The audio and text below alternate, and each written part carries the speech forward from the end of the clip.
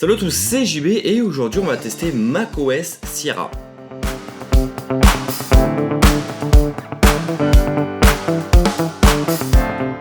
Comme chaque année, Apple met à jour le système d'exploitation de ses Mac. Comme chaque année également, il obtient un nouveau nom. Cette année, c'est Sierra.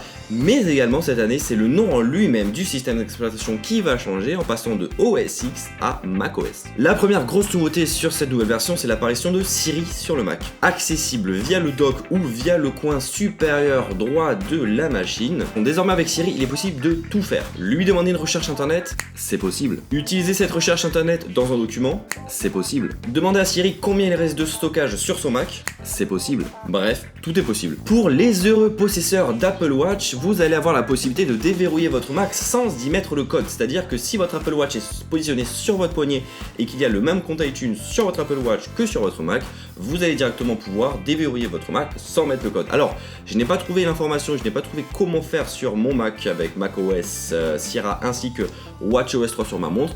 Peut-être que ce n'est pas encore disponible en BT1. Si vous avez des informations, n'hésitez pas à me les donner en commentaire. Une nouvelle fonction qui est vraiment top et qui est directement dans la continuité d'iOS et de macOS, c'est tout simplement, vous êtes en train de copier quelque chose sur internet sur votre iPhone, vous copiez le tout et directement sur votre Mac, vous allez avoir la possibilité de coller le document, coller le texte, coller l'image, comme si les deux périphériques ne faisaient qu'un. Autre fonctionnalité assez cool, c'est iCloud Drive, c'est-à-dire que vous allez avoir la possibilité d'accéder au bureau de votre Mac ainsi qu'à ses documents sur votre appareil iOS, iPod Touch, Mac et iPhone via l'application iCloud Drive comme si vous étiez sur votre Mac. Et inversement, sur votre iPhone, vous allez avoir la possibilité de mettre des documents de votre iPhone sur l'application iCloud Drive sur la partie bureau et directement ça viendra automatiquement sur votre bureau de Mac. C'est pas cool ça? Petite nouveauté dans l'application message, tout comme iOS 10, désormais si vous écrivez un message simplement avec des emojis, ceux-là seront plus gros pour pouvoir avoir plus d'espace et plus de visibilité. Ou encore, les liens insérés dans les messages auront une preview, que ce soit des vidéos YouTube, il y aura la vidéo qui se lancera, ou que ce soit des liens, vous aurez des images, des liens et du texte. Encore une fois, la partie iTunes change, et ou plutôt la partie Apple Music qui s'inspire grandement d'iOS 10 avec tous ces onglets pour vous découvrir radio, rechercher, etc. etc. Et enfin, le meilleur pour la fin, désormais vous avez la possibilité lorsque vous allez visionner une vidéo sur Safari de pouvoir réduire la fenêtre et de pouvoir l'enlever du navigateur et de pouvoir continuer à visualiser votre vidéo sur votre bureau lors d'un document. Vous pouvez redimensionner la fenêtre, franchement c'est super top, ça s'appelle Pictures in Pictures. Pour ceux qui ont un iPad, vous connaissez ça. Pourquoi ça n'arriverait pas un jour sur l'iPhone?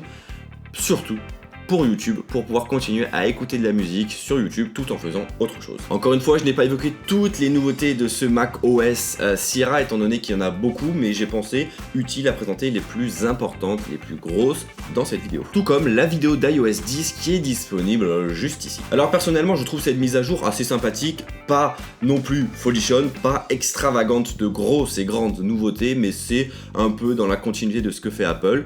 Faudrait qu'Apple un jour propose de grosses nouveautés, mais elles sont sympathiques et elles font l'affaire voilà, de mise à jour par-ci par-là, coup-ci, coup-ça. Et vous alors, qu'est-ce que vous en pensez de cette mise à jour macOS Sierra?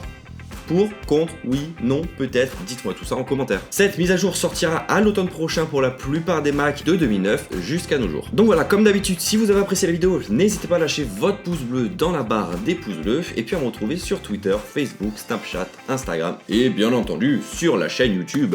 Tous les liens sont dans la description de la vidéo. Allez, bye bye.